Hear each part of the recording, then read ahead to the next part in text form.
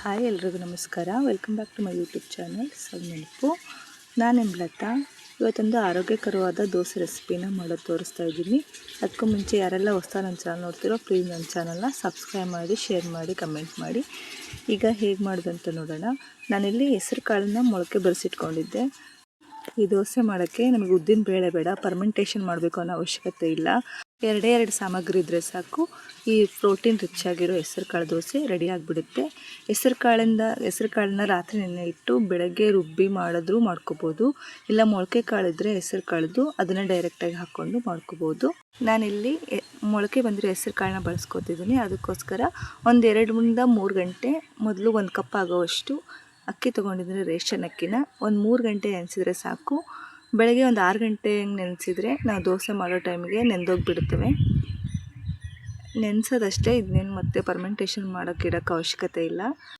ಈ ಅಕ್ಕಿನ 2 ಸರಿ ತೊಳ್ಕೊಂಡು ಚೆನ್ನಾಗಿ ಒಂದು 2-3 ಗಂಟೆ ನೆನೆಯಕ್ಕೆ ಇಟ್ಟಿದ್ದೀನಿ. ಒಂದು 3 ಗಂಟೆ ನೆನೆಸಿದ್ದೀನಿ.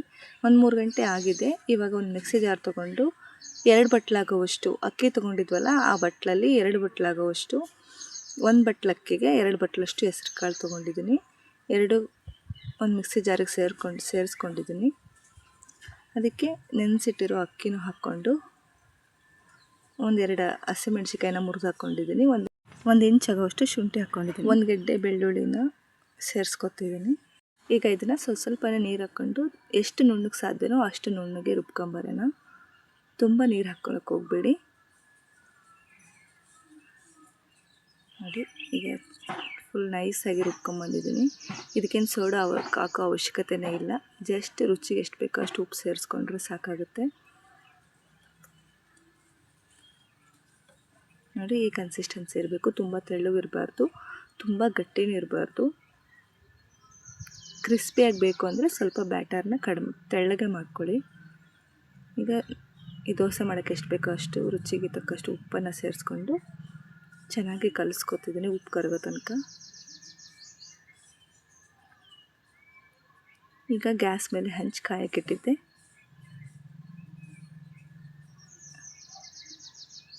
ಹಂಚು ಚೆನ್ನಾಗಿ ಕಾದಿದೆ.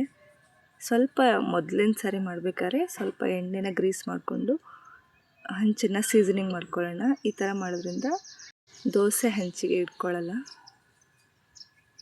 ಈ ಥರ ಚೆನ್ನಾಗಿ ಎಣ್ಣೆ ಸೋರ್ಕೊಂಡು 1 ನಿಮಿಷ ಸ್ವಲ್ಪ ಎಣ್ಣೆಲೆ ಹಂಚು ಕಾಯಲಿ. 1 ನಿಮಿಷ ಆದಮೇಲೆ ನೀರು ಸಿಮಿಸ್ಕೊಂಡು ಚೆನ್ನಾಗಿ ಹಂಚನ್ನು ಒರೆಸ್ಕೊಂಡು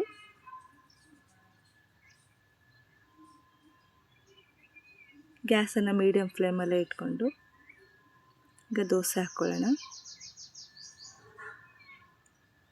ಒಂದು ಚೌಟಷ್ಟು ದೋಸೆ ಹಿಟ್ಟನ್ನು ಹಾಕ್ಕೊಂಡು ನಮ್ಗೆ ಎಷ್ಟು ತೆಳ್ಳಗೆ ಬೇಕೋ ಅಷ್ಟು ತೆಳ್ಳಗೆ ಅಗಲಕ್ಕೆ ಮಾಡ್ಕೋಬೋದು. ಕ್ರಿಸ್ಪಿಯಾಗಿ ಬೇಕು ಅಂದರೆ ಸ್ವಲ್ಪ ತೆಳ್ಳಗೆ ಮಾಡ್ಕೊಳ್ಳಿ. ಮೀಡಿಯಮ್ ಫ್ಲೇಮಲ್ಲಿ ಇಟ್ಕೊಂಡು ಎಲ್ಲ ಕಡೆಯೂ ಚೆನ್ನಾಗಿ ಹೊಂಬಣ್ಣ ಬರೋ ತನಕ ಬೇಯಿಸ್ಕೊಳ್ಳೋಣ. ಸ್ವಲ್ಪ ಈಗ ಎಣ್ಣೆ ಸವರ್ಕೋತಿದ್ದೀನಿ ದೋಸೆ ಎಲ್ಲ ಕಡೆಯೂ.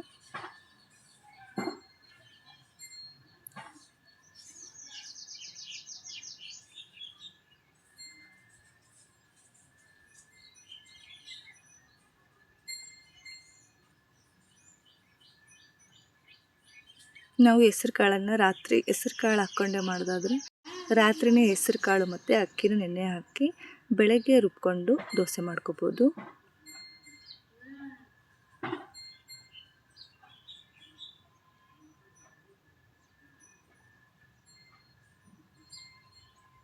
ದೋಸೆ ಚೆನ್ನಾಗಿ ಎಲ್ಲ ಸೈಡು ಚೆನ್ನಾಗಿ ಬೇಯಲಿ. ನೋಡಿ, ಈ ಥರ ಎಲ್ಲ ಕಡೆಯೂ ಚೆನ್ನಾಗಿ ಫ್ರೈ ಆದಮೇಲೆ ಈ ನಾನ್ ಸ್ಟಿಕ್ ಹಂಚಲ್ಲಿ ನಾವು ಯಾವತ್ತೂ ಕಟ್ಟಿಗೆ ಚೌಟನ್ನೇ ಬಳಸ್ಕೋಬೇಕು. ಸ್ಟೀಲಿನ ಚೌಟನ್ನು ಬಳಸೋಕ್ಕೆ ಹೋಗಬಾರ್ದು. ಸ್ಟೀಲಿನ ಚೌಟ್ ಬಳಸೋದ್ರಿಂದ ಈ ನಾನ್ ಸ್ಟಿಕ್ಕಿಂದು ಕೋಟಿಂಗ್ ಎಲ್ಲ ಕಿತ್ಕೊಂಡ್ಬಂದು ಅದು ನಾವು ಮಾಡೋ ಅಡುಗೆ ಎಲ್ಲ ಸೇರ್ಕೊಂಡ್ಬಿಡುತ್ತೆ. ಅದಕ್ಕೆ ಆದಷ್ಟು ನಾವು ನಾನ್ ಸ್ಟಿಕ್ಕಲ್ಲಿ ಅಡುಗೆ ಮಾಡಬೇಕಾದ್ರೆ ಆದಷ್ಟು ನಾವು ಕಟ್ಟಿಗೆ ಚೌಟನ್ನೇ ಬಳಸಬೇಕು.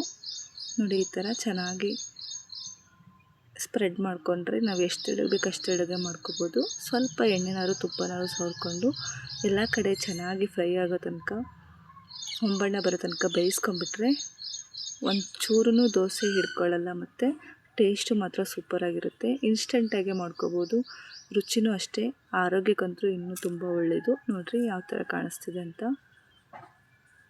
ಇದನ್ನ ನಾವು ಕೊಬ್ಬರಿ ಚಟ್ನಿ ಜೊತೆ ಕಾಂಬಿನೇಷನ್ ಚೆನ್ನಾಗಿರುತ್ತೆ. ನೋಡಿರಿ ಎಷ್ಟು ಕ್ರಿಸ್ಪಿಯಾಗಿ ಬಂದಿದೆ, ನೋಡಿದ್ರೆ ಗೊತ್ತಾಗುತ್ತಲ್ವ. ನೋಡಿದ್ರಲ್ಲ, ಇನ್ಸ್ಟೆಂಟಾಗಿ ಹೆಸ್ರು ಕಾಳು ಮೊಳಕೆ ದೋಸೆ ಮಾಡೋದು ಹೇಗೆ ಅಂತ. ಇಷ್ಟ ಆದರೆ ನೀವು ಮಾಡ್ಕೊಂಡು ನೋಡಿ, ನಿಜವಾಗ್ಲೂ ಚೆನ್ನಾಗಿರುತ್ತೆ.